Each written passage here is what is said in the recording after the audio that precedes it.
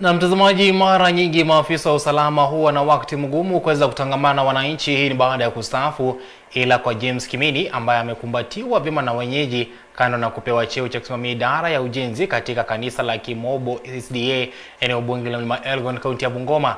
Kulingana na Kimimi aliyehudumu katika idara ya polisi kwa zaidi ya miaka 25, ilikuwa ni rahisi kwake kutangamana vyema na wananchi, hasa baada ya kanisa la Kimobo kuhitaji huduma zake na kutoa wito kwa maafisa wengine wa polisi kuweza kuiga mfano wake.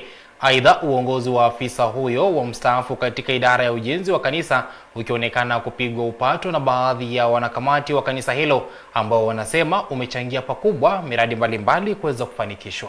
Jina naitwa James B. Kimini, mkaaji wa Kimobo. Nilipo retire nilijiunga na kanisa letu la SDA. Mara mingi askari anapo retire kuna ile tamira kwamba askari si mtu anakubalika kwa jamii.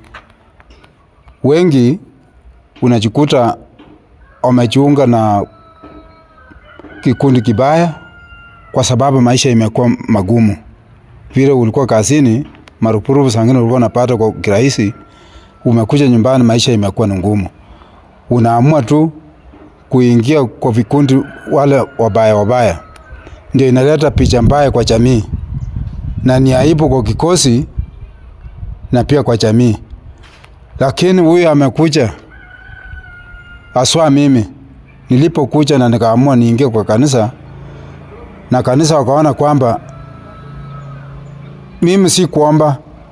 Kanisa washiriki wenyewe ndio waliamua kwamba huyu msana tosha kusimamia mambo ya ujenzi. Ile naomba tu kwa wahisani, ule atakuswa na roho mzuri and support kanisa. Unajua ni miaka mingi sana. Sasa tunaabudu katika nyumba ya mabati.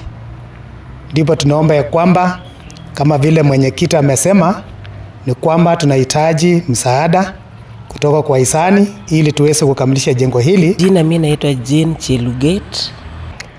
Tunahitaji shilingi 1500 ili jengo litakuwa limefunikwa.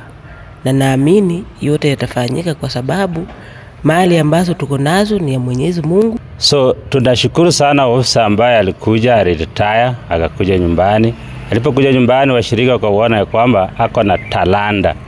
Akapewa nafasi ya kuwa kiongozi, kuwa mwenyekiti. So amejaribu sana pamoja na washiriki wamefikisha hapa. So tunasaidiana tuone ya kwamba kanisa hili la Kimobo Seventh-day Adventist iweze kukua mzuri. Lisha majirani katika environment ambayo Mungu anataka watu wake waweze kumwabudu.